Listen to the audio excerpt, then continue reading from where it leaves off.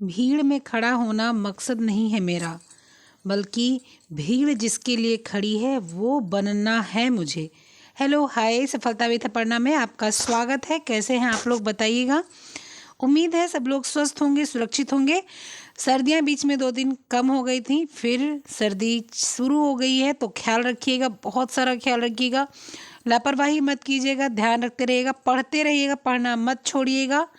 और सबसे बड़ी बात, कभी भी ये मत सोचिएगा कि एग्ज़ाम लेट में है, क्योंकि एग्ज़ाम बस कंटिन्यू चल ही रहा है। आज सी टेट है, कल आपका टेट आ जाएगा, परसों DSSS भी आ जाएगा, उसके बाद नेट आ जाएगा, उसके बाद TGT आ जाएगा।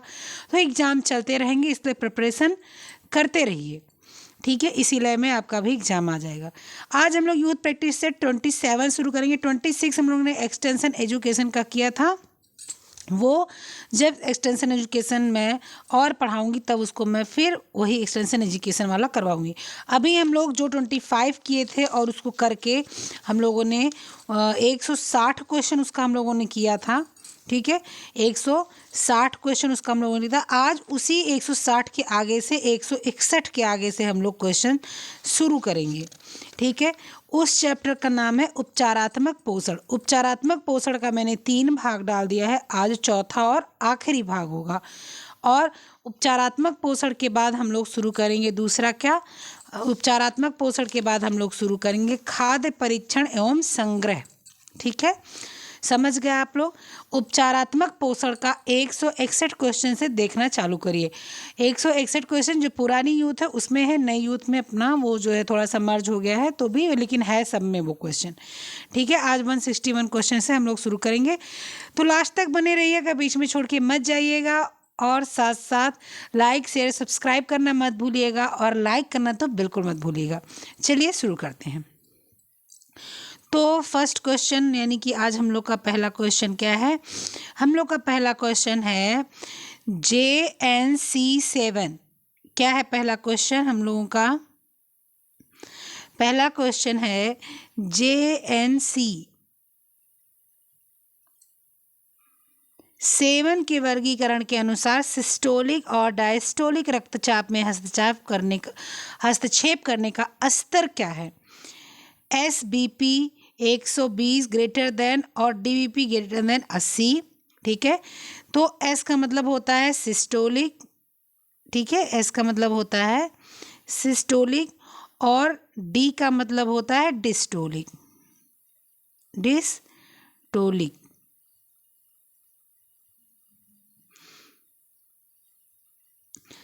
डिस्टोलिक। फिर SBP जो है लोअर देन 140 और DBP lower than 80। SBP lower than 120 और DBP lower than 90। SBP lower than 120 और DBP लोअर देन 80। तो पूछ रहा है कि JNS7 के वर्गीकरण के अनुसार सिस्टोलिक और डायस्टोलिक रक्तचाप के हस्तक्षेप करने का स्तर क्या है? तो स्तर हस्तक्षेप करने का मतलब कि उसको डिस्बैलेंस करने का क्या स्तर है। तो उसको जो है आपका जो डिस्बैलेंस होता है क्या, वो क्या चला जाता है, जब भी 120 से नीचे और 80 से नीचे रहता है तो वो ठीक रहता है। बहुत नीचे जाएगा तो लोअर हो जाएगा, लो BP। लेकिन अगर इससे ऊपर जाने लगता है तो क्या हो जाता है, इससे ऊपर जाने लगता है तो हाई ब्लड प्रेशर हो जाता है, ठीक है। तो क्या हो जाता है, हाई ब्लड प्रेशर हो जाता है, ठीक है। अच्छा, मुख्यतः क्या होना चाहिए, 120 और 80, ठीक है, 120 और 80 सिस्टोलिक और डिस्टोलिक, यही इसका स्वस्थ नियम है। उससे नीचे जाएगा तो भी खराब है, उससे ऊपर जाएगा तो भी खराब है, ठीक है। लेकिन जो JNC7 के वर्गीकरण के अनुसार जब नीचे जाएगा 120 और 180 से, तो वो हस्तक्षेप माना जाएगा, ठीक है। तो ऑप्शन नंबर D बिल्कुल करेक्ट है। नेक्स्ट क्वेश्चन क्या है आपका? नेक्स्ट क्वेश्चन कि नीचे दिए हुए अभिकथन को देखना है, ठीक है। नीचे दो कथन दिए गए हैं, जिनमें से एक कथन A और दूसरा R है तर्क। एक तर्क है, एक उसकी व्याख्या, ठीक है। चलिए क्या है, ग्वार की फली से ग्वार गम प्लाज्मा कोलेस्ट्रॉल कम करा जा सकता है, ठीक है। जेल की सायनता ग्लूकोज के अवशोषण बढ़ाने में मदद करती है। ठीक है, क्या है कि ग्वार की जो फली है, ग्वार की फली से ग्वार गम प्लाज्मा कोलेस्ट्रॉल कम कर सकते हैं। तो ग्वार की फली जो होती है, यानी कि इसको हम लोग क्या बोलते हैं, केवांच बोलते हैं गांव में। अब आप लोग के यहाँ क्या बोला जाता है उसको आप देख लीजिएगा। तो ग्वार की फली से ग्वार गम प्लाज्मा का कोई कोलेस्ट्रॉल कम कर सकता, ऐसा कुछ नहीं। ग्वार की फली हरी सब्जी में आती है, प्रोटीन अच्छा होता है, इसमें प्रोटीन अच्छी मात्रा में मिलती है। तो प्रोटीन का, क्योंकि ये दाल में आता है, ग्वार ग्वार दाल में आता है, ग्वार फली, तो उससे आपका उपयोग अच्छा हो सकता है। आपके जो है आप उपयोग करके शरीर के स्वास्थ्य के लिए अच्छा उपयोग कर सकते हैं, प्रोटीन के लिए। ठीक है, ग्वार गम प्लाज्मा कोलेस्ट्रॉल कम कर सकता है, ऐसा नहीं है। हाँ, कोई भी हरी चीज़ आप खाते हो तो थोड़ा सा ये रहता है कि वो कोलेस्ट्रॉल कम करता है, लेकिन जो ऐसा नहीं, हरी चीज़ आप खाओगे तो आपका कोलेस्ट्रॉल कम हो जाएगा, आप प्रोटीन खाओगे तो कोलेस्ट्रॉल कम हो जाएगा। तो आपका ग्वार फली क्या है, ग्वार फली एक जो हम लोग इसको केवांच बोलते हैं, तो वो होती है ऐसे ऐसे बीज होती है उसकी, ऐसे बीज होती है और उसके अंदर, तो ये आपके दाल मानी जाती है और ये प्रोटीन का अच्छा स्रोत होती है। ठीक है, जेल की सांद्रता ग्लूकोज के अवशोषण बढ़ाने में मदद, जेल मतलब जेल, जिसको हम लोग जेल बोलते हैं, जेल, जेल की सांद्रता ग्लूकोज के अवशोषण बढ़ाने में मदद करती है। तो जेल अगर जेल फॉर्म है तो ग्लूकोज के अवशोषण बढ़ाने में मदद करने का मतलब कोई नहीं है। ग्लूकोज का अवशोषण तो आपकी जो है अंदर की जो है तंत्रें होती हैं, जो आपका ग्लूकोज लेवल होता है, वो सारी चीज़ों को एब्जॉर्ब करने का कोशिश करता है। ठीक है, यानी कि ए और आर आपका क्या है, हाँ, ग्वार फली क्या है, ग्वार गम प्लाज्मा कोलेस्ट्रॉल को कम कर सकता है। ठीक है, तो ये आपका क्या है, मैंने बताया ना कि हरी चीज़ें क्या करती हैं कि कम करती हैं कोलेस्ट्रॉल, ऐसा नहीं बिल्कुल कम करती हैं, एकदम से ख़त्म कर देंगी, लेकिन प्रोटीन की मात्रा है तो क्या होगा कि ग्वार फली कम कर सकती है। ठीक है, प्रोटीन, अब वैसे भी जब कोलेस्ट्रॉल का वो आ जाता है, कोलेस्ट्रॉल जमने लगता है तो उसको फैट कम देना है और क्या करना है, जो है उसको प्रोटीन ज़्यादा देना है। ठीक है, तो क्या हो गया, हरा चीज़ था, मैंने कहा था एकदम नहीं, लेकिन हरी मात्रा में क्या होगा, कम होगा। यहाँ पर ये तो नहीं दिया आंशिक सही है, यहाँ पर आपको पूरा सही लगाना पड़ेगा। ठीक है, इसके बाद में जेल की सांद्रता ग्लूकोज के अवशोषण बढ़ाने में मदद करती है। जो जेल होता है, जब वो शरीर में बहुत ज़्यादा रहता है तो जो अंदर के तंत्र होते हैं वो ग्लूकोज को अवशोषण तो करते हैं। ठीक है, तो मैंने अभी बताया कि वो अवशोषण करते हैं, ऐसा नहीं पूर्ण रूप से जेल के ही माध्यम से अवशोषण करते हैं, लेकिन जेल इसमें मुख्य भूमिका निभाता है। कैसे, कैसे कि लार आपके मुंह में होती है, तो आपके मुंह में जो लार होती है वो क्या करती है, वो आपके अवशोषण में सहायता करती है। यहीं से स्टार्च मुंह से टूटना शुरू करता है, तो लार जेल के माध्यम के, जेल के ही तरीके की होती है। तो क्या हो जाएगा, करण और कारण दोनों सही माना जाएगा। ठीक है, यानी कि ए और आर दोनों सही है। नेक्स्ट क्वेश्चन क्या है आपका, नेक्स्ट क्वेश्चन है सामान्य रक्तदाब है, सामान्य रक्तदाब कितना है ये बताना है। तो सामान्य रक्तदाब क्या, SBP 120 mmHg, DBP 80 mmHg, HG, SBP 120 mg higher and DBP 90 mg higher, SBP 80 mg तथा DBP 120 mg ग्रेटर देन है SBP 130 mg, और HG तथा DBP 80 mg ग्रेटर देन है। तो यहाँ पर आपका क्या है कि 120 mm ग्रेटर देन और 80 mm ग्रेटर देन, ठीक है, DBP। तो कैसे होता है, 120 और 80 ऐसे ही होता है आपका क्या, ब्लड प्रेशर। ठीक है, ब्लड प्रेशर इससे इतना ही होता है। ठीक है, 120 से 130 कोई बड़ी बात नहीं होती, वो नॉर्मल है, और 80 से आपका जो है 85 या 90 चला जाता है तो भी कोई वैसा नहीं उसको माना जाता कि हाँ ब्लड प्रेशर हाई हो गया है। तो नॉर्मल यहाँ पर देखिए एकदम साफ दिया हो ना, 120, एक मिनट में थोड़ा इसको इरेज करूँ, बहुत वो हो गया है, यहाँ पर दिया हुआ है क्या, 120 और 80। अब देखिए यहाँ पर दिया हुआ है 120 90, यहाँ पर 80 120, तो बिल्कुल उल्टा हो गया, 130 80 ये भी नहीं माना जाएगा। मुख्य रूप से आपका यही माना जाएगा 120 और 80। तो ऑप्शन नंबर ए आपका बिल्कुल करेक्ट है। क्यों? क्योंकि आपका 120 80 ही मुख्य इसका संपूर्ण प्रेशर होता है, माना जाता है। और सामान्य इसको जो हम लोग बोलते हैं बीपी। हाँ, उनका बीपी बढ़ गया, उनका बीपी लो हो गया, ही तो हम लोग बोलते हैं। और इसका सर्वप्रथम जो है परीक्षण किसने किया था? सर्वप्रथम परीक्षण किया था स्टीफन हेल्स नामक वैज्ञानिक ने किया था। हृदय में रक्त जितने दबाव के साथ धमनियों से प्रभावित होता है, रक्तदाब रक्तचाप कहते हैं। इस दाब के कारण ही रक्त हृदय धमनियों द्वारा शरीर के विभिन्न अंगों तक पहुंचता है। चलिए नेक्स्ट क्वेश्चन क्या है कि निम्न में से कौन सा मानवमिति पोषण स्तर निर्धारित करता है? ठीक है, निम्न में से कौन सा मानवमिति पोषण स्तर निर्धारण करने का विधि है? ठीक है, MUAC, रक्तचाप, लंबाई, कमर की परिधि। क्या है? मानवमिति पोषण का स्तर नापने का क्या है? तो मानवमिति पोषण आप सबको पता है। कमर की परिधि क्या होती है? मोटापा नापने, मैंने आपको पढ़ाया था पिछले बार, तो उसमें मैंने बताया था कि जब मोटापा नापा जाता है तो कमर की परिधि को मापा जाता है, हिप को मापा जाता है, और आपकी किसको मापा जाता है? और पेट के ऊपरी भाग के या निचले भाग को मापा जाता है। ठीक है, लेकिन मानवमिति पोषण स्तर निर्धारण की विधि क्या है? मानव पोषण की विधि क्या है? विधि नहीं है तो आपकी MUC जो है वो आपकी विधि। तो MUC का मतलब क्या है, पहले उसको समझ लेते हैं हम लोग। ठीक है, फिर उसके बाद सारी चीज़ें समझेंगे हम लोग। MUC का क्या मतलब है? तो MUC का मतलब होता है क्या? Upper arm circumference. ठीक है, अपर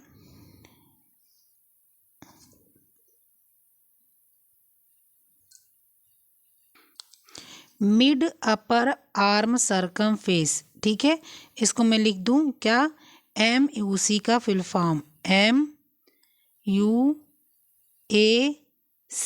इज इक्वल टू क्या है? Mid upper arm circumference इसका फुल फॉर्म है। ठीक है, तो इससे क्या नापा जाता है? इससे आदमी का पोषण नापा जाता है। ठीक है, क्या नापा जाता है? पोषण नापा जाता है। मतलब कि आपके मिड बीच वाला, अपर आर्म। ठीक है, अपर मतलब अपर आर्म, और सबका सरकम फेस गोलाई चौड़ाई नापी जाती है कि भाई पोषण क्या है, अच्छा पोषण है कि बुरा पोषण है। ठीक है, समझ गए? इसको स्क्रीनशॉट लीजिए या नोट कर लीजिए। क्या है? MUAC का फुल फॉर्म है mid upper arm circumference. ठीक है, तो क्या है कि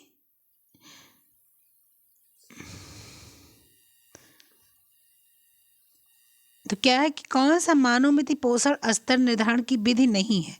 मानवमिति, तो मानवमिति क्या है? तो MUC क्या पोषण का हो गया। लंबाई, भाई पोषण अगर ढंग का मिलेगा तो लंबाई भी उसकी अच्छी जाएगी। रक्तचाप, कमर की परिधि मैंने बताया कि कमर क्या होता है, ऐसे चौड़ी नापी जाती है, कमर नापी जाती है, हिप नापा जाता है और हिप के थोड़ा सा ऊपर नापा जाता है, उससे भी कम जो है आपके पोषण का पता चलता है।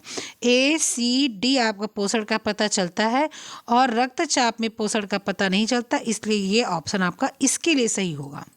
ठीक है, चलिए नेक्स्ट क्वेश्चन क्या है आपका कि अभिकथन 1 को अभिकथन 2 में मिलान करना है और पता लगाना है कि क्या सही दिया हुआ है, क्या गलत दिया हुआ है। ठीक है, चलिए तो हम लोग पता लगाते हैं कि क्या सही दिया हुआ है और क्या गलत दिया हुआ है। MUFA मतलब हो गया मूफा। MUFA मतलब मूफा। युक्त आहार सीरम में वसा की मात्रा के नियंत्रण में सुधार लाने में सहायक होता है। ठीक है, तो MUFA का क्या मतलब है कि जो है मैंने बताया मूफा और पूफा। दो होते हैं, मूफा और पूफा। मूफा मतलब होता है मोनोसेचुरेटेड और पूफा मतलब पॉलीसेचुरेटेड, ठीक है। फिर MUF यानी कि भाई मूफा सीरम के कुल कोलेस्ट्रॉल और LDL कोलेस्ट्रॉल को कम करने में सहायक और HDL कोलेस्ट्रॉल पर कोई असर नहीं डालते हैं, ठीक है। तो मूफा जो होता है, मूफा युक्त आहार सीरम में वसा की मात्रा का नियंत्रण में सुधार लाने के लिए सहायक होता है, क्योंकि मूफा जो होता है, मूफा सीरम का कुल कोलेस्ट्रॉल और LDL कोलेस्ट्रॉल को कम करने में सहायता करता है, ठीक है। HDL कोलेस्ट्रॉल पर कोई असर नहीं डालता है मूफा, ठीक है। HDL पर कोई प्रभाव नहीं डालता, LDL पर प्रभाव डालता है। क्या करता है?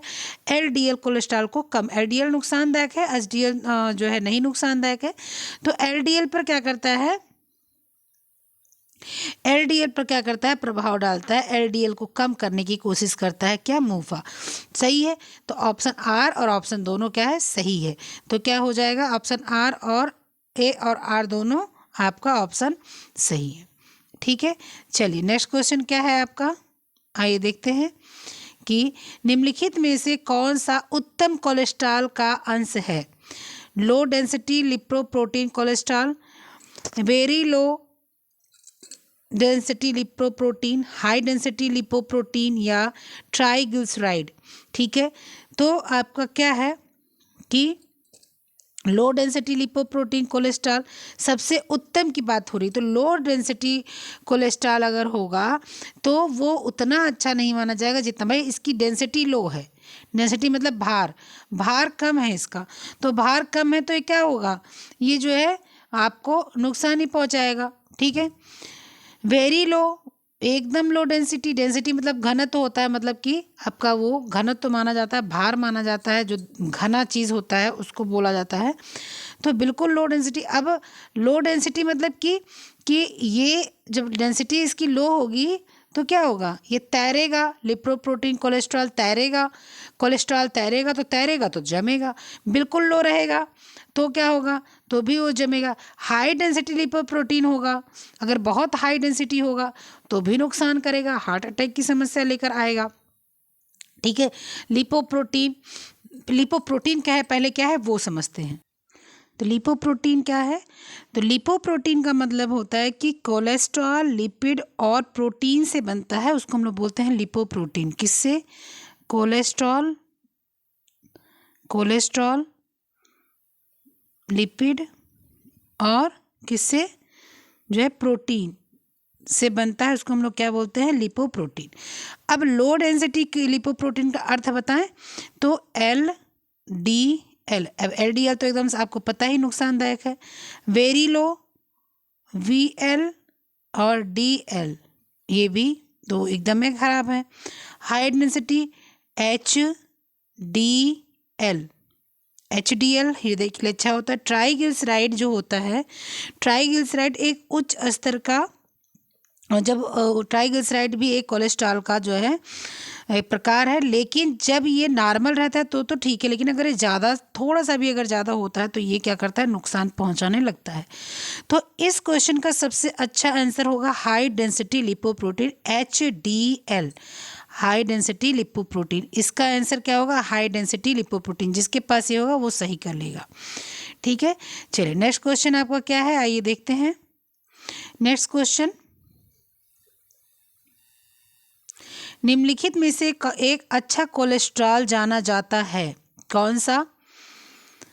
क्या काइलोमाइक्रोन, क्या HDL, क्या VLDL, क्या LDL, क्या HDL? तो अभी हम लोगों ने इतना ढेर सारा पढ़ा तो उसमें क्या समझ में आया कि HDL जो होता है वो गुड कोलेस्ट्रॉल होता है, ठीक है।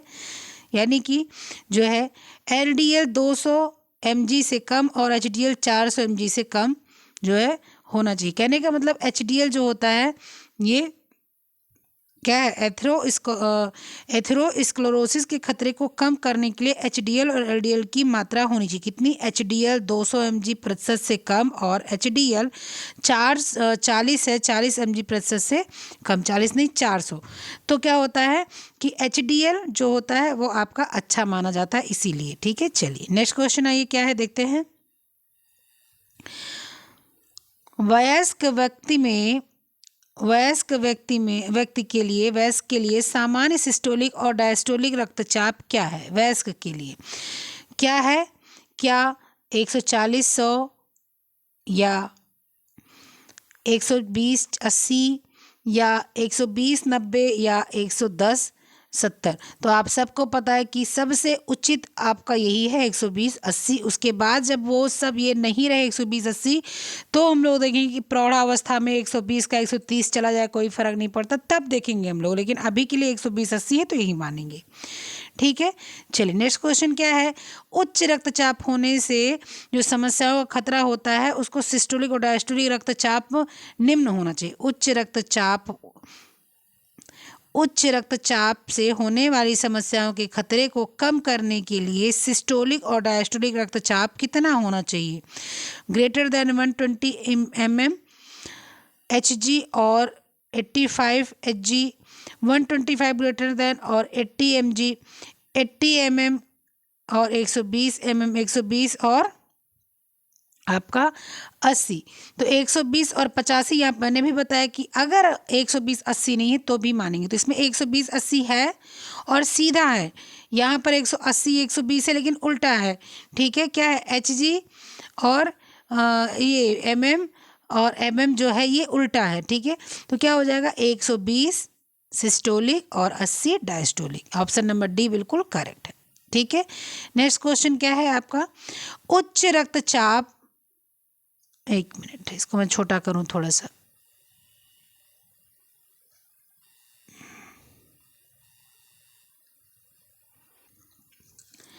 उच्च रक्तचाप हृदय रोग के लिए खतरे का कारक है। उच्च रक्तचाप हृदय रोग के लिए खतरे का कारक है। उच्च रक्तचाप कोलेस्ट्रॉल की मात्रा को बढ़ाता है। क्या सही है? तो जब आपने कभी सुना होगा हार्ट अटैक हो गया, कैसे? अरे उनका ब्लड प्रेशर बहुत हाई रहता था, कहते हैं ना, यानी कि क्या हो गया? ए सही हो गया।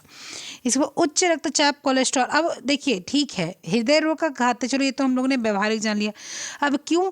क्योंकि जब ब्लड प्रेशर मतलब कि जब दाब रक्त का बहुत तेज होता है, जब रक्त बार मतलब इतना अपनी तीव्र गति से आता और जाता रहता है, तो हृदय पंप करने में समस्या लेता है, इसलिए।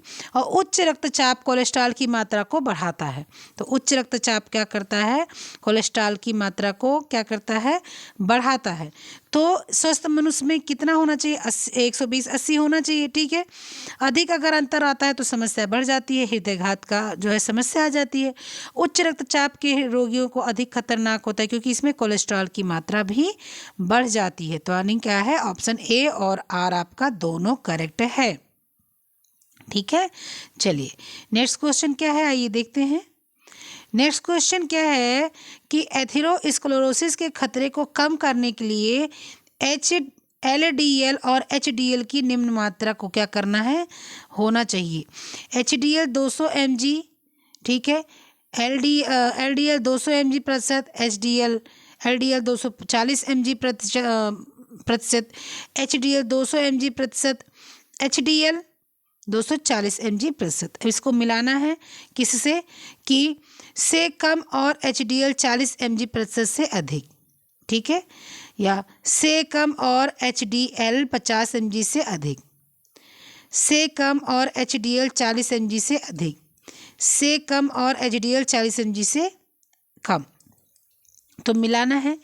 तो एथेरोस्क्लेरोसिस रोग में क्या होता है? रक्त नलिकाओं में आंतरिक दीवार में वसा, कोलेस्ट्रॉल तथा ट्राइग्लिसराइड आदि का जमाव हो जाता है। ठीक है, क्या होता है? जो आपकी रक्त नलिकाएं हैं, जैसे वो रक्त ऐसे होती ना, रक्त नलिकाएं ऐसे होती हैं और ब्लड उसमें ऐसे ऐसे ऐसे ऐसे ऐसे ऐसे से बह रहा होता है। लेकिन जब उसमें जो है आपके क्या जमा होने लगता है? जब उसमें कोलेस्ट्रॉल या ट्राइग्लिसराइड जमा होने लगता है, तो जब उसमें कोलेस्ट्रॉल जमा होने लगता है तो ऐसे ऐसे जमा होने लगा, ऐसे ऐसे जमा होने लगा, ऐसे ऐसे जमा। अब क्या होता है? वो ब्लड जा रहा है इधर से, ये ब्लड इधर से जा रहा है, लेकिन अब बार बार रोज रोज यहाँ पर ऐसे जमा हो रहा है, मोटा होता जा रहा है, मोटा होता जा रहा है, मोटा होता जा रहा है। ठीक है, ये काला, ये आपका जो काला वाला मोटा होता जा रहा है, मोटा होता जा रहा है, मोटा होता जा रहा है। ठीक है, तो क्या हुआ? ये नलिकाओं को क्या करता है? बंद कर देता है, जमाव को जम जाता है इसमें। ठीक है, एथेरोस्क्लेरोसिस के खतरे को कम करने के लिए HDL, ठीक है, HDL की मात्रा, जो LDL है और HDL है, जब एस्क्लेरोसिस हो जाए तो LDL भी कम तो रहता ही, LDL तो नुकसानदायक है, लेकिन HDL भी कम हो जाए, क्योंकि ये हाई डेंसिटी लिपोप्रोटीन है। हाई डेंसिटी मतलब इसमें घनत्व ज़्यादा है, ये बैठ जाता है जाकर। लो वाला तो तैरता रहता है, इसीलिए जाकर नलिकाओं में चिपकता है, रक्त नलिकाओं में चिपकता है। हाई डेंसिटी वाला क्या होता है, ये बैठ जाता है। तो बहुत अधिक इसको नहीं चाहिए, दोनों ही नहीं चाहिए। ठीक है, तो क्या होगा आपका इसमें ऑप्शन नंबर क्या जाएगा, क्या लिखा है देखिए कि खतरे से कम करने के लिए HDL निम्न मात्रा होनी चाहिए। तो HDL 200 mg, ठीक है, mg प्रतिशत से कम, और HDL 40 mg से अधिक अगर है तो आपका क्या है, 1 मिनट, ठीक है। तो अगर आपका HDL 200 mg से और अगर HDL 40 mg से अधिक है तो ये क्या है, सही है। ठीक है, हृदय के लिए सही है। नेक्स्ट क्वेश्चन क्या है आपका, नेक्स्ट क्वेश्चन है कि अधिक नमक तथा पोटेशियम के सेवन से उच्च रक्तचाप होने का खतरा रहता है, खतरा होता है, सही है। अधिक नमक तथा पोटेशियम से क्या होता है, जो है उच्च सेवन, उसका खतरा रहता है, ये तो सबको पता है। उच्च रक्तचाप में प्रचुर मात्रा में फलों तथा सब्जियों को खाने की सलाह दी जाती है, सही बात है, लेकिन साथ साथ नमक को कम करने की, पोटेशियम वाली चीज़ों को कम करने की सलाह भी दी जाती है। तो इसलिए क्या होगा, ये भी क्या है, पूर्ण गलत नहीं है और पूर्ण सही भी नहीं है, आंशिक रूप से सही। तो क्या है, ए सही तथा आर आंशिक रूप से सही है। नेक्स्ट क्वेश्चन आपका क्या है कि निम्न में से कोलेस्ट्रॉल की मात्रा अधिक होती है, किसमें कोलेस्ट्रॉल की मात्रा अधिक होती है, अंडे में, आइसक्रीम में, सोया तेल में, अनाज में, दालों में, बर्फी में, किसमें आपके कोलेस्ट्रॉल की मात्रा अधिक होती है, इसमें ये पूछा जा रहा है।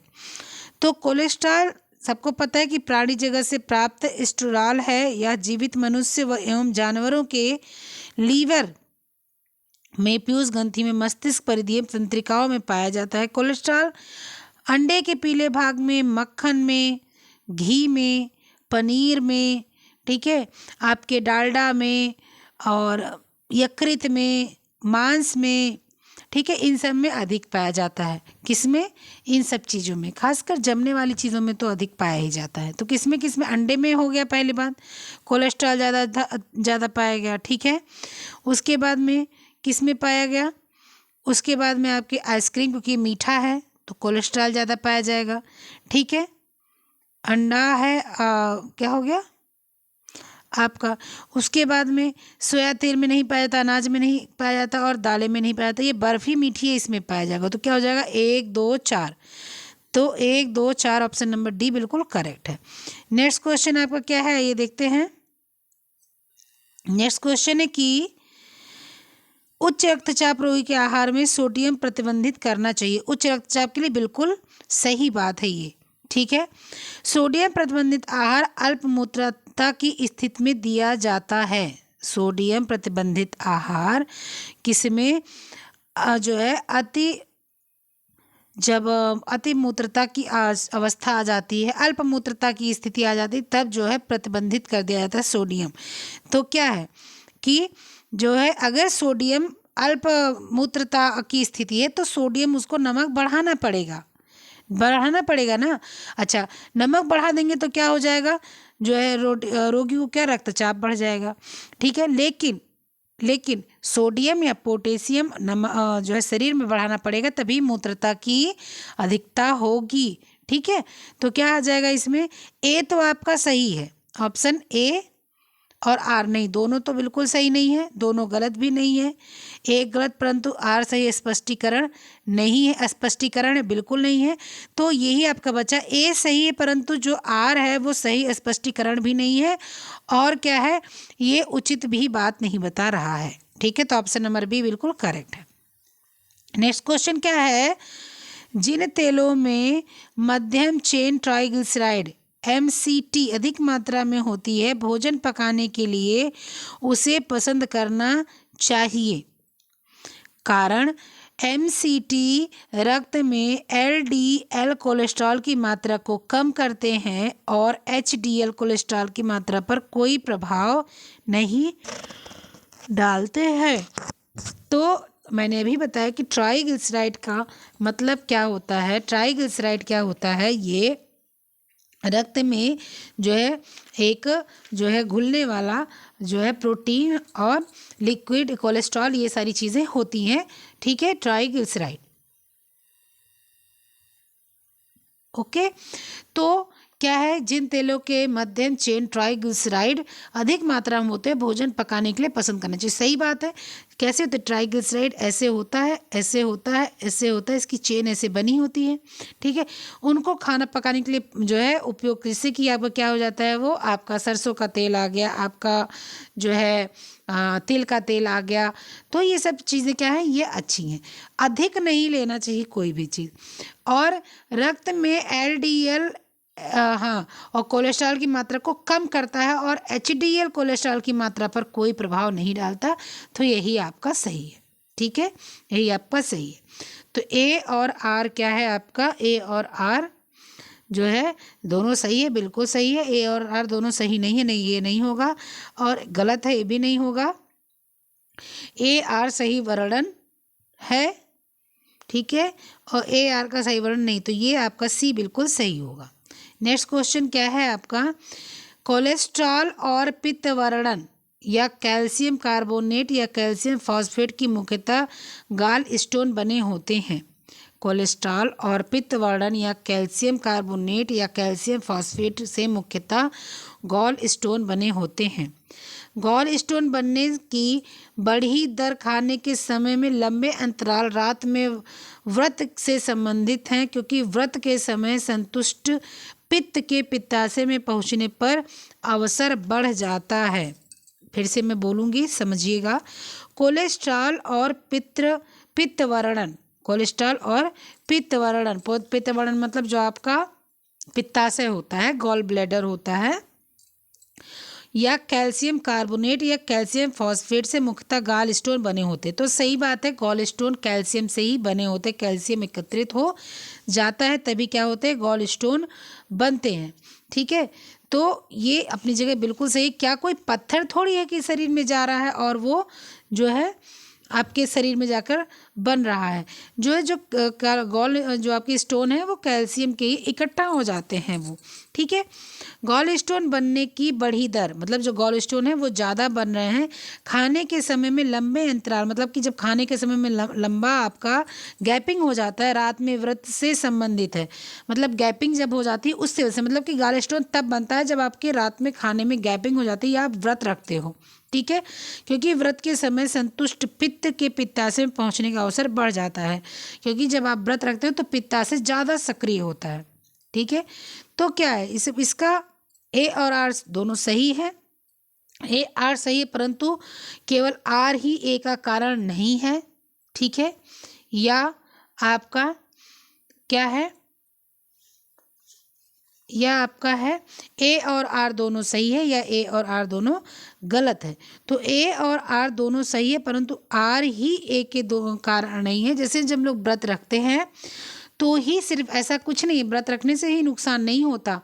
कभी कभी हम लोग ऐसी चीज़ें खा लेते हैं, शरीर में पाचन अवस्था अच्छी नहीं होती तो भी होता है। ठीक है, तो ऑप्शन नंबर आपका ए और ऑप्शन नंबर आर दोनों क्या है, सही है, परंतु जो है सिर्फ यही कारण नहीं है पथरी बनने का। ठीक है, चलिए नेक्स्ट क्वेश्चन क्या है आपका, नेक्स्ट क्वेश्चन है कि हृदय रोग की अवस्था में मछली सेवन से सुरक्षात्मक भूमिका होती है। ठीक है, हृदय रोग की अवस्था में मछली सेवन की मतलब मछली अगर खाते हैं तो सुरक्षात्मक आपकी होती, क्योंकि इसमें ओमेगा 6 बहुसंतृप्त वसा अम्ल की लंबी श्रृंखला उपस्थित होती है। तो हृदय रोग की अवस्था में मछली सेवन का जो है सुरक्षात्मक भूमिका होती है, क्योंकि इसका प्रोटीन कंप्लीट प्रोटीन का प्रकार माना जाता है। सभी आवश्यक अमीनो अम्ल उपस्थित रहते हैं, जिसके कारण कोलेस्ट्रॉल की मात्रा कम हो जाती है। ठीक है, परंतु जो दिया हो क्योंकि इसमें ओमेगा 6 बहुसंतृप्त वसा अम्ल की लंबी श्रृंखला होती है, तो इसमें ओमेगा 3 फैटी एसिड भी होता है, ओमेगा 6 भी होता है, इसमें विटामिन ए भी होता है, इसमें विटामिन डी भी होता है, इसमें ये सारी चीज़ें होती हैं। ठीक है, तो क्या होगा कि इसमें दिया हुआ है कि ए सही है परंतु आर गलत है ऑप्शन में, लेकिन यहाँ ए सही है परंतु आर अंशात्मक सही है, मतलब पूरा नहीं दिया हुआ है, कम दिया हुआ है, तो क्या है कि ये थोड़ा बहुत सही माना जाएगा। नेक्स्ट क्वेश्चन क्या है, निम्न में से एक बुरा कोलेस्ट्रॉल माना जाता है, कौन सा? VLDL HDL LDL triglyceride. तो LDL जो होता है वो बुरा होता है। ठीक है, किसी ने मुझसे कहा था कि आप इसको व्याख्या कर दीजिए। अब मैंने पहले ही क्वेश्चन में आपका व्याख्या कर दिया, HDL क्या होता है, LDL क्या होता है, ट्राइग्लिसराइड क्या होता है। अब मैं अगर बार बार हर क्वेश्चन में मैं इसकी ही व्याख्या करती रहूँगी तो जो इतना लंबा लंबा क्वेश्चन है तो 5 घंटे का हो जाएगा आपका 100 क्वेश्चन, कराना मुश्किल है। 1 घंटे में कोशिश करती हूँ 50 क्वेश्चन करवाने की। तो जब एक बार समझाती हूँ ना तो उसी समय ध्यान से समझ लिया कीजिए, ताकि फिर आगे चल के समस्या ना हो। ठीक है, आई होप आप समझ रहे होंगे। उच्च रक्तचाप का की मात्रा में लेना चाहिए सोडियम, पोटेशियम, कैल्शियम और सेलेनियम। उच्च रक्तचाप के मरीज को कम मात्रा में लेना चाहिए, कम मात्रा में लेना चाहिए। क्या? तो सोडियम कम मात्रा में, सोडियम मतलब नमक कम मात्रा में लेना चाहिए। साथ साथ पोटेशियम भी जो होता है वो कम ही मात्रा में लेना चाहिए। ठीक है, लेकिन यहाँ पर सोडियम है तो फर्स्ट प्रायोरिटी सोडियम को देंगे, कैल्शियम को कोई समस्या नहीं, सेलेनियम का कोई समस्या नहीं। ठीक है, नेक्स्ट क्वेश्चन आपका क्या है, आइए देखते हैं।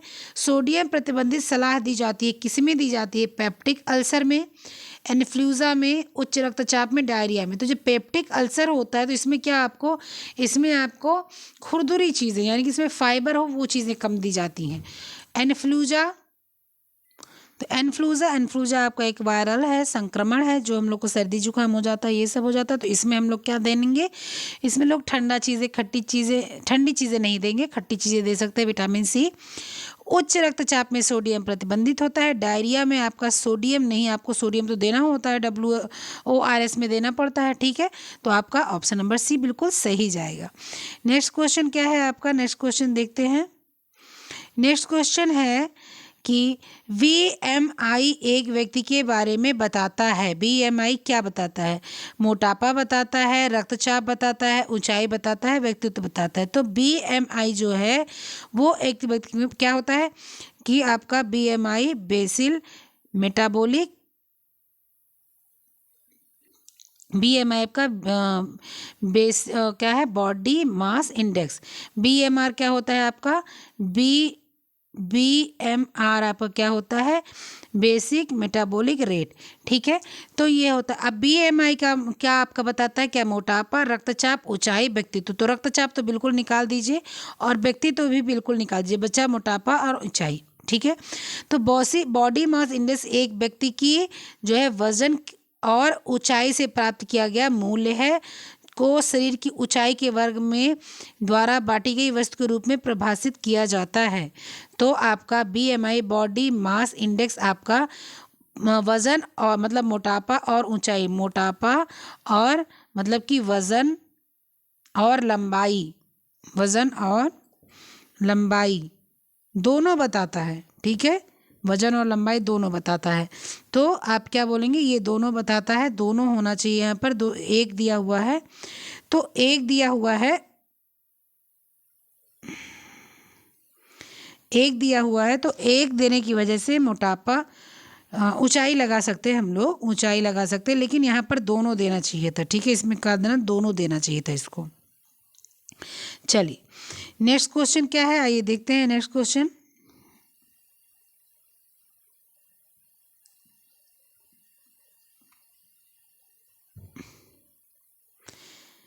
नेक्स्ट क्वेश्चन क्या है,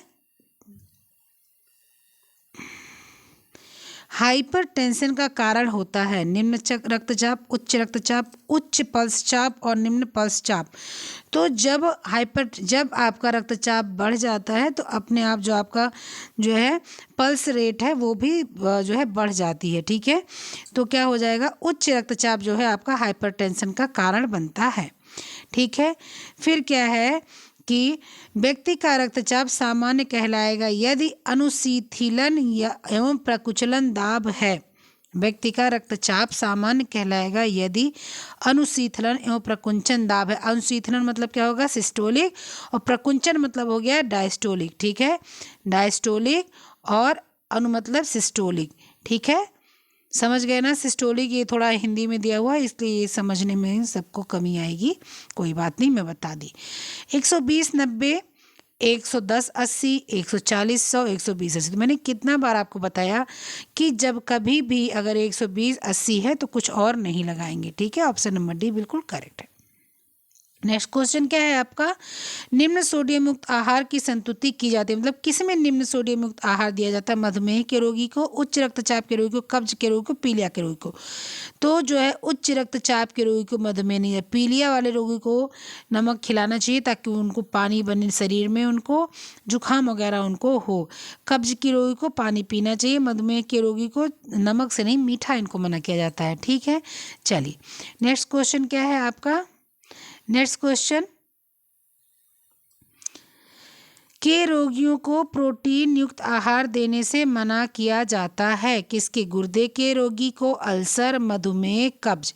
तो प्रोटीन युक्त आहार किस रोगी को नहीं देना चाहिए? तो रोगियों प्रोटीन युक्त आहार देने से मना किया जाता है गुर्दे की बीमारी में, अल्सर में, मधुमेह में और कब्ज में।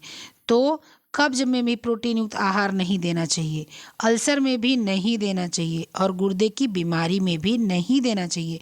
यहाँ पर दिया है गुर्दे की बीमारी में प्रोटीन युक्त आहार देने से मना किया जाता है। किडनी रोग, दीर्घावधि यूरेनीमिया, यकृत रोग, हेपेटिट, कोमा, हेपेटिक मतलब ही होता है पीलिया, कोमा आदि की स्थिति में कम प्रोटीन युक्त आहार दिया जाता है। प्राणिज स्रोत जो है प्राप्त भोजन जो होता है उच्च जैविक मूल्य वाला प्रोटीन होता है, अतः इसकी बड़ी मात्रा थोड़ी दी जानी चाहिए। प्रोटीन कम दिए जाने से शरीर में विटामिन खनिज लवण की कमी हो जाती है, इसलिए एक मल्टीविटामिन की गोली देना अनिवार्य होता है, ठीक है। तो क्या हो गया, किसमें प्रोटीन कम देनी चाहिए? गुर्दे की बीमारी में, अल्सर में, कब्ज में, ठीक है। तो यहाँ पर दिया है रोगियों प्रोटीन युक्त आहार देने से मना करना चाहिए, किस रोगियों को ना, तो प्रोटीन युक्त आहार देने से मना नहीं करना चाहिए, यहाँ लिखेगा, नहीं लिख देगा तो आपका मधुमेह सही होगा, अन्यथा ये क्वेश्चन आपका ऑप्शन तीनों सही होगा, ठीक है। चलिए नेक्स्ट क्वेश्चन आपका क्या है, गुर्दे की बीमारी की अंतिम अवस्था के रोगी में निम्न लक्षण दिखाई देते हैं, ठीक है। ओलिगोरिया, हाइपरग्लाइसीमिया, एजोटीमिया, एडीमा, हाइपरबिलिरुबिनीमिया, डिस्ट्रॉफी। क्या हो जाता है आपको ये बताना है, ठीक है। गुर्दे की बीमारी के अंतिम अवस्था के रोगी का निम्न लक्षण दिखाई देता है, ठीक है। अंतिम अवस्था के रोगी को निम्न लक्षण दिखाई देता है। तो आपके गुर्दे की बीमारी की जो अंतिम अवस्था होती है इसमें ओलिगोरिया आपका सबसे पहले दिखाई देता है, ठीक है। ओलिगोरिया आपका सबसे पहले दिखाई देता है। एजोटीमिया उसके बाद दिखाई देता है, ठीक है, एजोटीमिया दिखाई देता है। उसके बाद एडीमा, जब गुर्दे की बीमारी होती है तो एडीमा होता है, क्यों? शरीर फूल जाती है, ठीक है। उसके बाद ओस्टियो डिस्ट्रॉफी हो जाता है, ठीक है। ओस्टियो डिस्ट्रॉफी हो जाता है आपका। पहला, तीसरा, चौथा और छठवां, पहला, तीसरा, चौथा और छठवां, ऑप्शन नंबर सी बिल्कुल सही है, ठीक है। चलिए गुर्दे की फिर क्रॉनिक रीनल फेल्योर में ग्लाइम्यूर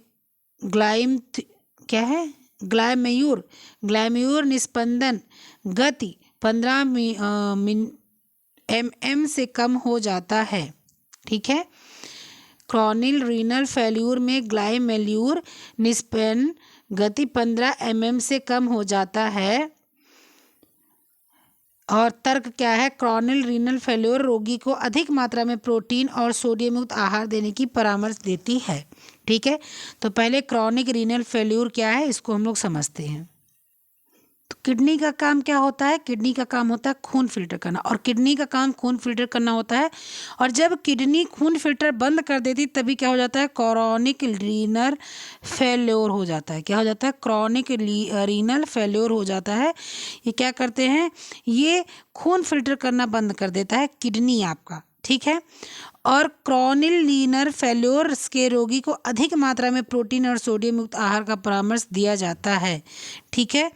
तो इसमें क्या होता है कि जो ये आपका जो होता है तो उसको जब वो किडनी उसकी फेल होने की स्थिति आ गई, अब वो खून फिल्टर नहीं, पर खून ही तो फिल्टर करता है किडनी, किडनी खून फिल्टर नहीं कर पा रहा है, तो क्या हो जाता है, तो निस्पंदन गति 15 mm से कम हो जाती है। तो ए आपका क्या है, ए आपका बिल्कुल सही है, ए सही है।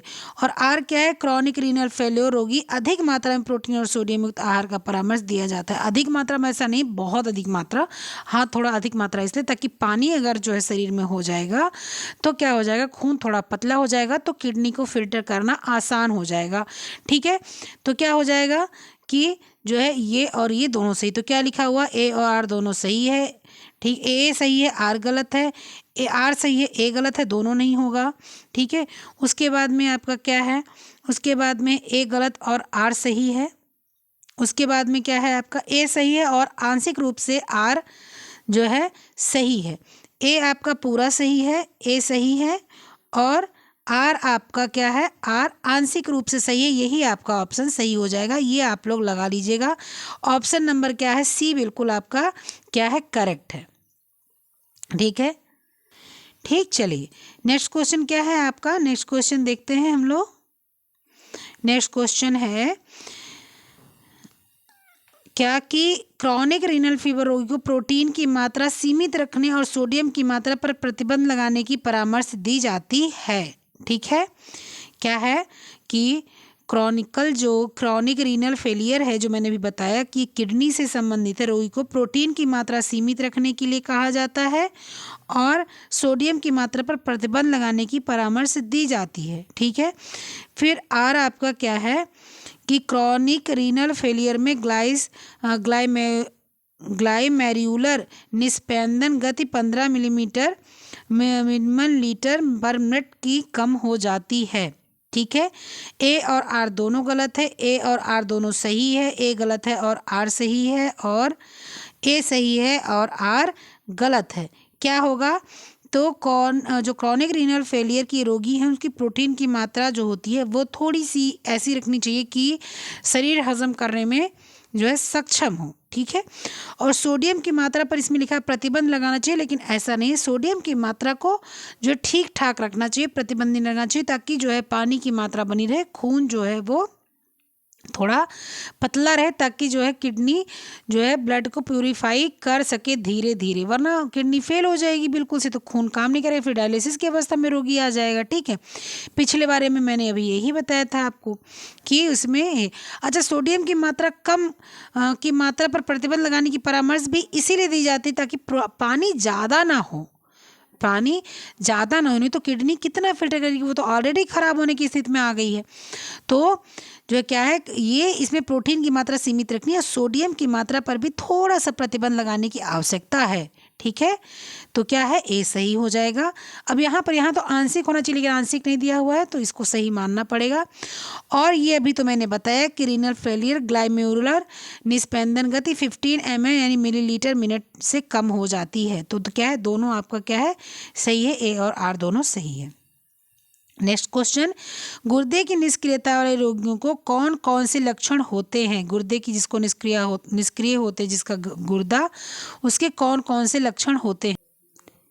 GFR 90 millilitre minute, GFR 20 millilitre या कम मिनट, अल्पमूत्रता, बहुमूत्रता या सूजन। तो गुर्दा मतलब समझ रहे हैं ना, गुर्दा मतलब किडनी जब खराब होती है तो क्या समस्या आती है, कौन कौन से लक्षण आ जाते हैं।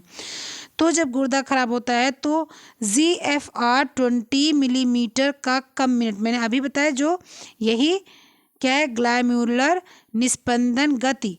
ठीक है, ग्लाइमेरुलर निस्पंदन गति 15 मिलीलीटर से कम मिनट में पहुंच जाती है, मतलब प्रति मिनट कम में पहुंच जाती है, यही पर यहाँ पर दिया हुआ है। तो क्या हो गया आपका, पहले बी हो गया। उसके बाद में जब किडनी खराब होती है तो वो आपकी मूत्रता कम हो जाती है, उसमें क्यों, क्योंकि किडनी काम नहीं कर रही है तो सोडियम हल्का बंद करना पड़ेगा और उसके बाद में पानी वगैरह कम देना पड़ेगा, तो क्या हो जाएगा, अल्पमूत्रता हो जाएगी। और जब किडनी खराब होती है तो शरीर में आ जाती है क्या, सूजन। ठीक है, शरीर में क्या आ जाती है, सूजन। BCE आपका ऑप्शन सही है, और ये ऑप्शन क्या है आपका, डी ऑप्शन बिल्कुल करेक्ट है। नेक्स्ट क्वेश्चन क्या है आपका, देखते हैं। नेक्स्ट क्वेश्चन नंबर 191 है कि गुर्दे के प्रचंड क्षय का अर्थ है गुर्दों को अचानक काम करना बंद कर देना। क्षय मतलब होता है कमजोर होना, खराब होना, खत्म हो जाना। ठीक है, तो गुर्दे का क्षय होने का क्या मतलब होता है कि गुर्दे अचानक काम करना बंद कर देते हैं। सही बात है, गुर्दे का प्रचंड मतलब कहते हैं बहुत एकदम से गुर्दा नष्ट हो गया, खराब हो गया, बेकार। हम लोग बोलते हैं ना अपनी भाषा में, अरे उनका किडनी एकदम बेकार हो गया। तो एकदम बेकार मतलब कि बिल्कुल काम नहीं कर रहा है। तो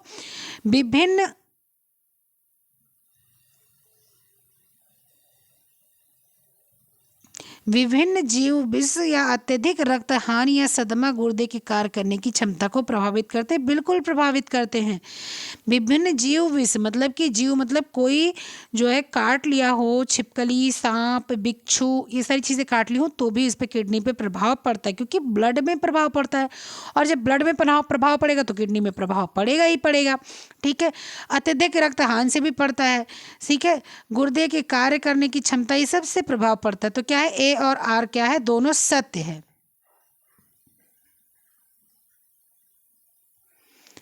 ए और आर क्या है, दोनों सत्य है। ठीक है, ऑप्शन नंबर क्या है, बी आपका बिल्कुल करेक्ट है। नेक्स्ट क्वेश्चन क्या है आपका, नेक्स्ट क्वेश्चन है गुर्दे को की हल्की या औसत दर्जे की अपर्याप्त क्षमता वाले रोगियों को प्रोटीन युक्त आहार देने के लिए मना किया जाता है। इष्टतम प्रोटीन लेने के लिए 50% से 60% प्रोटीन की उच्च बायोलॉजिकल वैल्यू का होना अनिवार्य है। ठीक है, तो क्या है कि आपका जो है ए और आर दोनों सही है, ए तथा आर दोनों गलत है। ए सही है परंतु आर गलत है, ए गलत है, आर सही है। तो गुर्दे की हल्की सी औसत दर्जे की अपर्याप्त क्षमता मतलब जो गुर्दा कमजोर होने लगता है तो क्या होता है, प्रोटीन युक्त आहार देने को कहा था, भाई प्रोटीन कम कर दो ताकि गुर्दा थोड़ा सा रिकवर होने लग जाए। इष्टतम प्रोटीन लेने के लिए 50% स्वास्थ्य मतलब इष्टतम मतलब जितना आप प्रोटीन चाहते हैं, अगर उतना प्रोटीन लेना है तो 50 से 60% प्रोटीन का उच्च बायोलॉजिकल वैल्यू होना चाहिए। ठीक है, तो ऑप्शन नंबर आपका ए होगा, ए और आर दोनों सही है। नेक्स्ट क्वेश्चन क्या है आपका, नेक्स्ट क्वेश्चन आ गया आपका चैप्टर, ये पूरा हो गया उपचारात्मक आहार।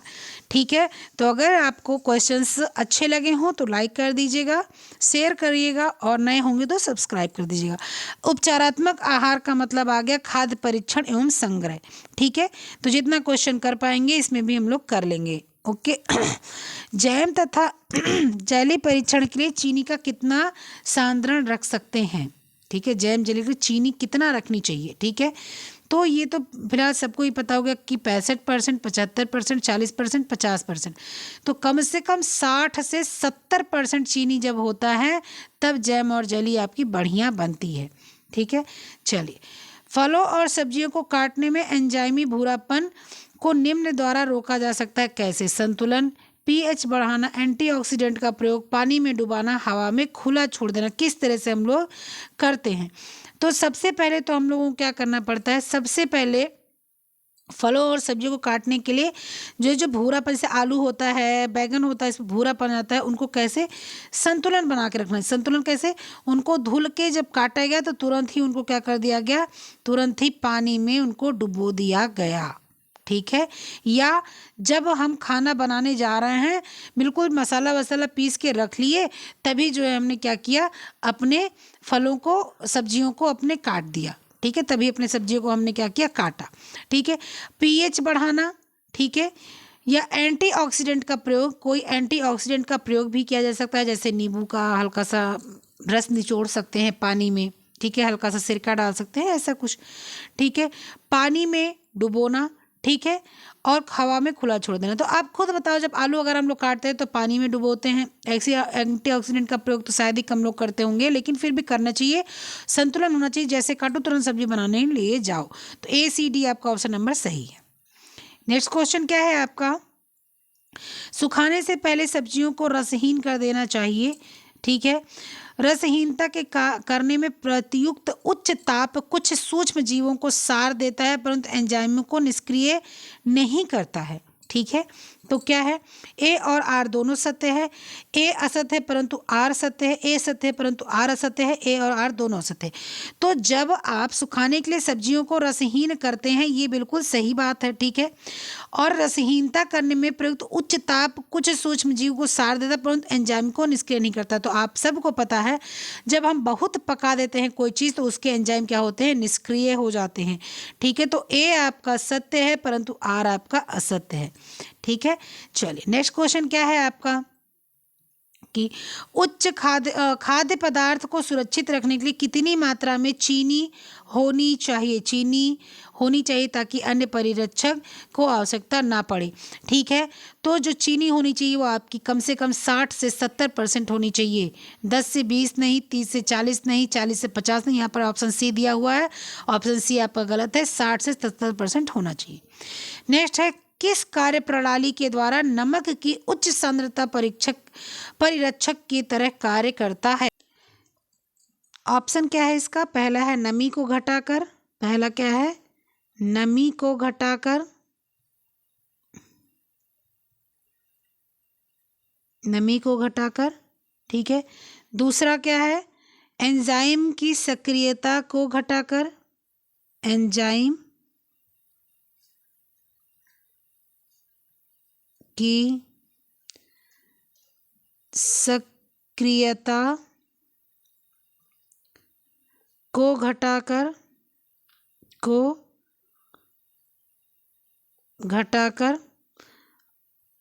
और तीसरा क्या है इसका, तीसरा है माइक्रोब्स के लिए आवश्यक ऑक्सीजन को नमक की सांद्रता घटाती है, ठीक है। तो कहने का मतलब कि जो नमक होता है वो क्या होता है, उच्च सांद्रता परिरक्षक की तरह कार्य करता है क्योंकि नमी को घटाता है, ठीक है। नहीं, क्योंकि जो है ये नमी को नहीं घटाता, नमी को जो हम लोग सुखा उखा देते हैं वो नमी ये क्या करता है, बना के रखता है, ठीक है। तो ये क्या है, एक मिनट में इसको मिटाऊं, यहाँ से हटाऊं थोड़ा, मैं भी आपको उसका वो दिखा देती हूँ, ठीक है। क्या है कि द्वारा नमक की उच्च सांद्रता परीक्षक की तरह कार्य करती, किस कार्य प्रणाली के द्वारा नमक की उच्च सांद्रता परीक्षक की तरह कार्य करती है। तो जो है नमक जो होता है वो क्या होता है, वो आपके जो चीज़ें होती हैं उसको क्या होता है, नमी को जब आप किसी भी चीज़ को नमी को घटाएंगे तो वहाँ नमक डाल देंगे अगर तो नमी बढ़ जाएगी। एंजाइम की जो सक्रियता होती है वो घटाती है, मतलब कि जब एंजाइम घट जाता है तो नमक डालते तो पुनः जब उसमें जीवन आ जाता है, पानी आ जाता है तो वो भी बढ़ जाता है। माइक्रोब्स जो होते हैं वो भी जो इसमें जो है प्रसारित हो जाते हैं, वो माइक्रोब्स जो शरीर के लिए अच्छे होते हैं, ठीक है। तो जो आपका वो ऑप्शन है उस ऑप्शन में आप क्या लगा देंगे, सभी लगा देंगे। ऑप्शन आपका सभी जो है, उपयुक्त सभी जो है वो सही है। क्वेश्चन नंबर कितना है, क्वेश्चन नंबर है 4, इसमें सभी जो है उसको आप करेक्ट कर देंगे। ऑप्शन नंबर डी आपका जो है वो क्या है, करेक्ट है, ठीक है। वो कट गया, वो मैंने ध्यान नहीं दिया, तो उसको आप लगा लीजिएगा, ठीक है। चलिए नेक्स्ट क्वेश्चन क्या है आपका, नेक्स्ट क्वेश्चन जल्दी से हम लोग कर लेते हैं, 1 घंटे होने वाले हैं, ठीक है। तो नेक्स्ट क्वेश्चन है कि पोषक तत्व को सुरक्षित रखने के लिए कौन सा सोपान मदद नहीं करता। प्रेशर कुकर में पकाना, चावल और दाल को बार बार और सही तरीके से धोना, सब्जियों के छिलकों को ना निकालना, छिलका निकालने के पहले धोना, ठीक है। तो पोषक तत्व को सुरक्षित रखने में कौन सा सोपान मदद नहीं करता। प्रेशर कुकर में पकाना तो कुछ हद तक पोषक तत्व बचा रहता है, सब्जियों से छिलका ना निकालो तो भी बचा रहता है, छिलका निकालने से पहले धोना तो मतलब बचा ही रहता है। चावल और दाल को बार बार धोना जो क्या होता है वो क्या करता है, नुकसान करता है पोषक तत्व को, ठीक है। नेक्स्ट क्वेश्चन क्या है आपका कि अधिकतर भोज्य पदार्थों को खराब करने वाले बैक्टीरिया विकसित होते हैं अम्लीय पीएच में, क्षारीय पीएच में, न्यूट्रल पीएच में, उपरोक्त सभी में। तो जब अम्लीय होता है या क्षारीय होता है तब नहीं, जब न्यूट्रल में होता है तो क्या होता है, तो अधिक क्या होते हैं, भोजन जो होते हैं वो भोज्य पदार्थ खराब होने लगते हैं, ठीक है। चलिए नेक्स्ट क्वेश्चन है, टमाटर के सॉस में प्रयुक्त किया जाने वाला परिरक्षित पदार्थ है क्या। एसिटिक अम्ल, सोडियम बेंजोइट, सोडियम क्लोराइड, चीनी। तो वो सोडियम बेंजोइट जो होता है वो जो है टोमेटो केचप में डाला जाता है। नेक्स्ट क्वेश्चन क्या है, हीटिंग तकनीक के माध्यम से भोजन को संरक्षित करने वाली विधि का नाम क्या है। ठीक है, तो इस क्वेश्चन से हम लोग कल करेंगे। क्वेश्चन नंबर 9 से क्वेश्चन नंबर 8 तक आज हम लोग कर लिए। आज हम लोगों ने 50 क्वेश्चन किया है। फिर कल मिलते हैं इसी के आगे से। क्वेश्चन नंबर 9 से हम लोग का यही रहेगा, हीटिंग तकनीक के माध्यम से। हीटिंग तकनीक के माध्यम को समझाऊंगी मैं, इसलिए मैं इसको यहीं पर छोड़ रही हूँ। ठीक है, फिर मिलते हैं next video voice note question के माध्यम से। तब तक के लिए अपना ख्याल रखिएगा। क्वेश्चन सॉल्व करने टेलीग्राम पर जाया कीजिए, टेलीग्राम का लिंक आपको डिस्क्रिप्शन में मिल जाता है। ठीक है, तो फिर मिलते हैं, तब तक के लिए बाय।